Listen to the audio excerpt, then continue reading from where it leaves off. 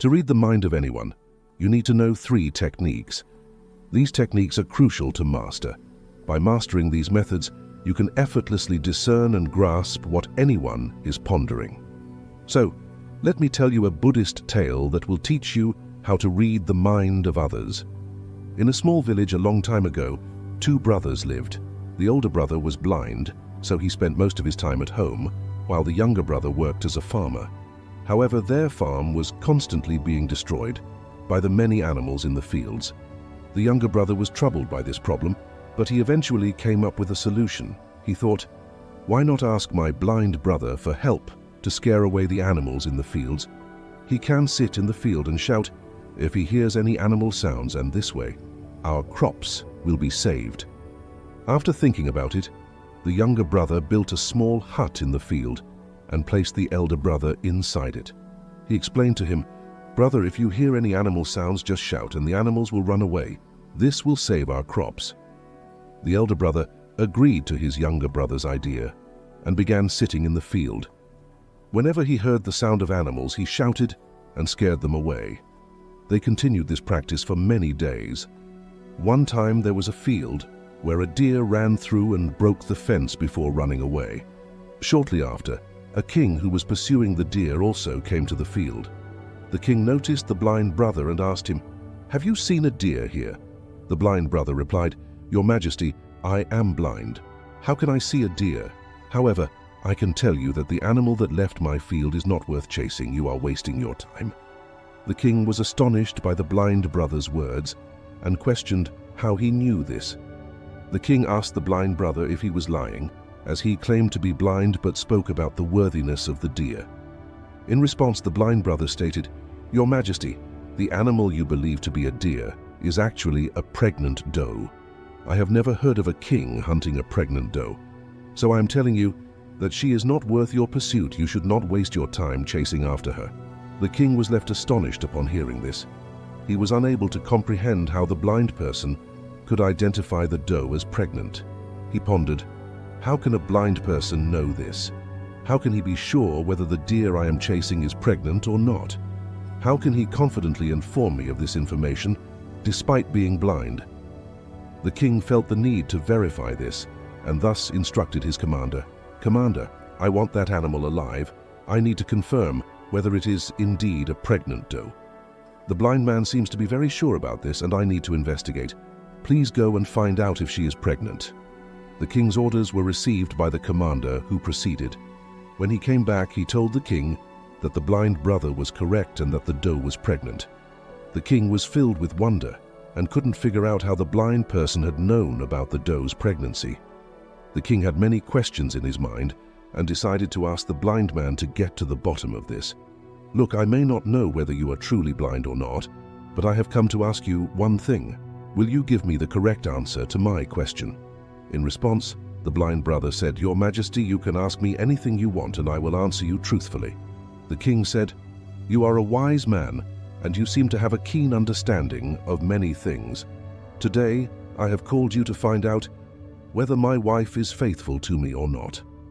The blind brother responded, "Your Majesty, what kind of question is this? Your marriage has lasted for many years, and now you want to know such things. Why are these questions arising in your mind?"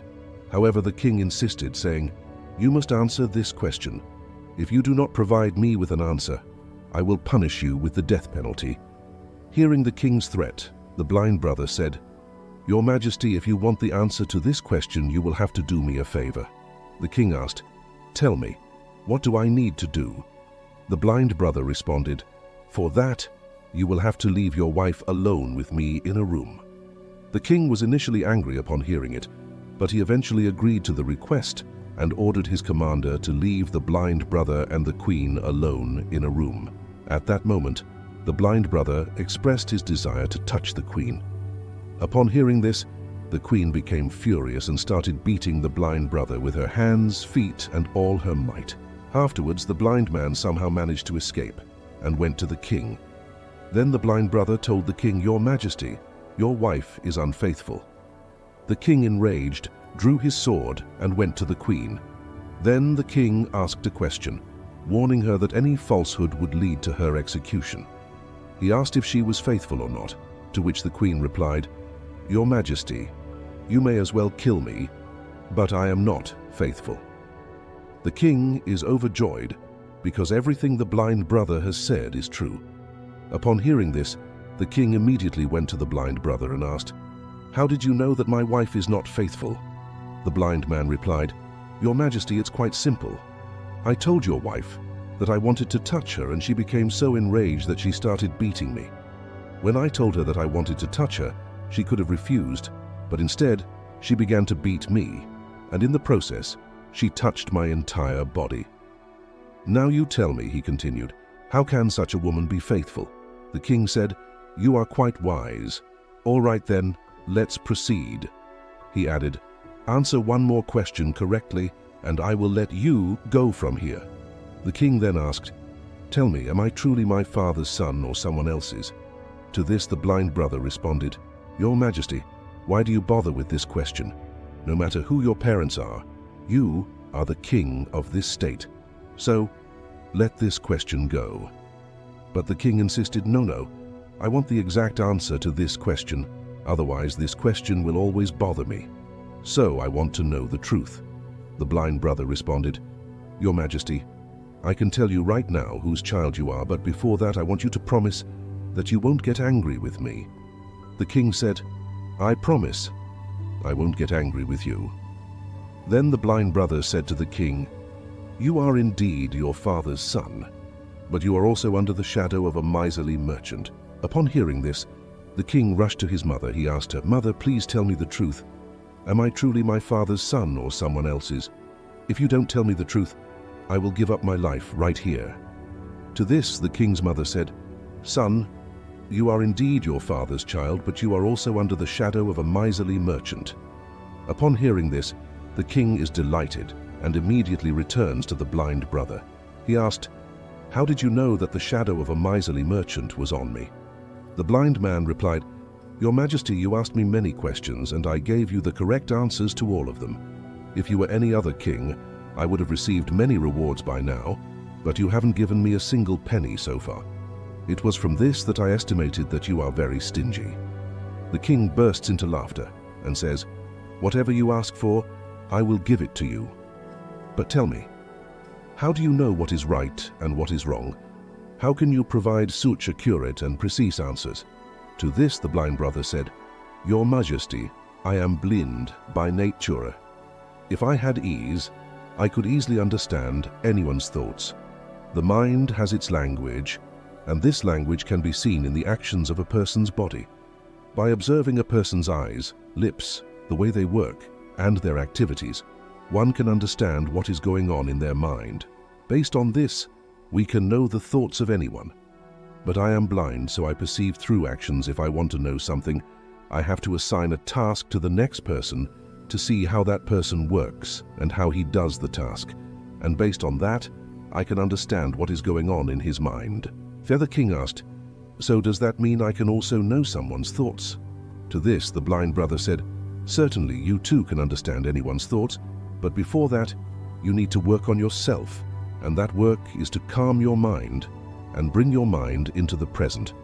For that today I am going to tell you 3 ways, and these 3 ways are very easy and simple. But Your Majesty, before that, you have to do one thing: focus your mind. When we focus our mind and merge our mind into the present, we can understand the thoughts of others because that person is thinking in the present. And we also have to bring our minds into the present. Only then can we understand their thoughts.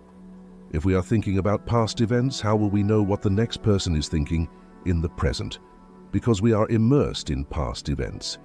To know anyone's thoughts, first and foremost, we need to focus our minds and bring them into the present.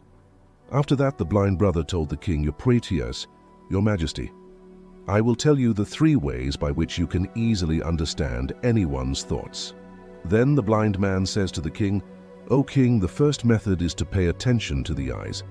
The most important thing when we talk to someone is to look them in the eyes, because eyes don't speak, but they say a lot. If we learn to understand the signals in a person's eyes, We can know what is going on in their mind, what they are thinking, and what they are about to do. I don't have eyes myself, but I learned this skill from the revered Gautama Buddha many years ago. He was my teacher and guide. I used to have eyes back then, and I could understand people's thoughts solely through their eyes. So, if you also want to know the thoughts of others, you should focus on their eyes, such as their gaze, where they are looking, and in what direction. If their eyes are wandering here and there when you're talking to them, it means they are searching for a way to escape from the conversation, and someone might be lying. If the person is avoiding direct eye contact, it means they are afraid that their lie might be exposed and people will learn the truth. But if their eyes look at you without moving, they are probably honest and interested. They want to talk to you and share their thoughts. Also, see how their eyebrows move. If their eyebrows go down while they look away, they might be thinking hard or worried about something else. If their eyebrows go up and their eyes get big, they might be surprised or curious about what you say. Also, see how big or small their pupils are. The pupils are the black part of the eye. If the pupils get bigger, it means they like you or what you say. They are excited or happy. If the pupils get smaller, it means they don't like you or what you say. They are uncomfortable or angry. Also, see how red or white their eyes are. The white part of the eye is called the sclera. If the sclera is red, it means they are tired, stressed, or sick. They might not want to talk to you. I remember a time when I met a tired person who was traveling.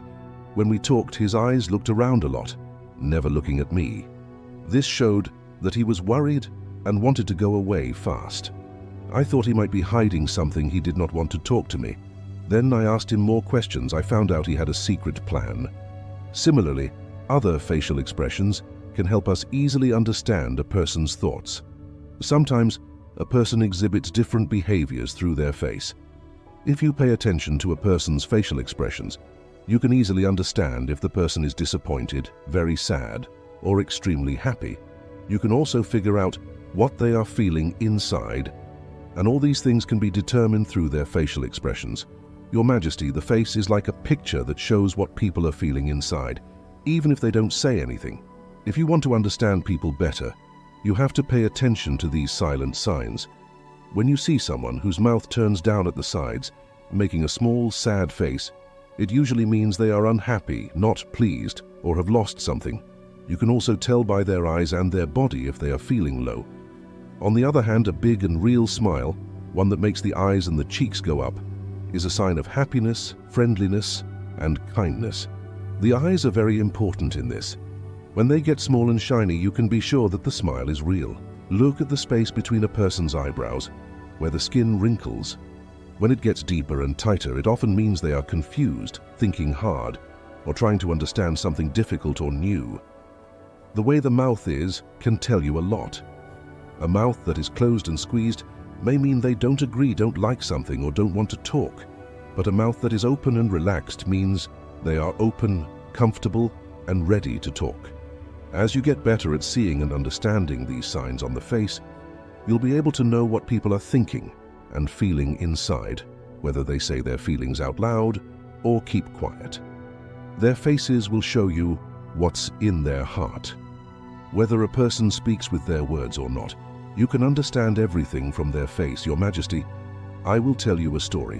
One time, I met a sad person who came to me for help, but they acted like they didn't care. But I saw a small line on their forehead. It showed they had a problem. I asked them to tell me their problem, and they did. They felt better after that, and I helped them. A real smile makes the eyes happy too. It means they are glad and kind. A frown makes the eyebrows go down. It means they are worried or confused. The eyebrows go up when they are surprised or curious.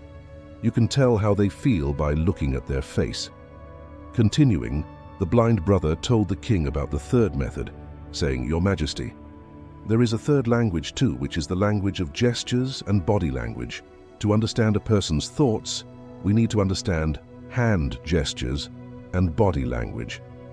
When a person speaks, you may have noticed that they keep moving their hands and making gestures. In addition to words, their body language plays a significant role in conveying what a person is thinking. Your Majesty, the body and the hands can say a lot of things without words. It is like a secret way of talking. where you can see what people want and feel by the small things they do. Think about when someone taps their fingers fast while they are talking to you. When fingers make a quick sound on something, it may mean they are bored, in a hurry, or want to end the talk soon. I remember a time when I met a person who wanted to sell me something, and he did this sign. I knew he was nervous, so I made him give me a better price. And he was surprised. Also, when someone crosses their arms, they might not like you or what you say. They are hiding their thoughts from you. This way of holding their arms is like a wall, keeping their thoughts and feelings safe from others. By seeing this sign, you can be nice and careful when you talk to them and make them feel more comfortable and open. When someone leans forward, they might be interested in you or what you say. They are listening to you carefully. This means they are interested and want to hear more. This way of moving their body shows they want to listen, learn, and understand what you are saying. I once met a smart teacher who did this. He was very calm, but he leaned in with interest, showing he wanted to know more about the topic. Sometimes people who touch their faces a lot when they talk to you can help you know what they are thinking. It often means they are worried, thinking hard, or having a big idea. These small touches show you what is going on in their mind and heart. To be good at understanding others by their body and hands, you have to be patient, watch carefully, and appreciate the things they don't say. These small but important signs, like a quiet book, show you the feelings and thoughts that are hidden inside them and let you connect with them better. If we pay attention to these three methods and understand them correctly, we can quickly know what's going on in a person's mind, how much attention they are giving to our words, and what's happening in their mind. However, before that, you have to focus your mind and bring it into the present. Only then can you pay attention to all these actions, understand them, and realize what's going on in the person's mind. Otherwise, if you are preoccupied with past events or plans, you will never pay attention to the person's body language, and you will never understand what's happening in their mind, what they are thinking. You may have seen many great saints and enlightened beings who look at you with great calm and can tell you what's going on in your mind and what you have come to learn from them. The biggest reason for this is that they can read you and understand you because their mind is focused and peaceful, and that's why they can easily understand your thoughts. As we come to the end of this Zen journey, Inspira Zen team would like to express our deepest gratitude for your incredible support on this journey. Inspira Zen, because knowledge has the power to elevate your life.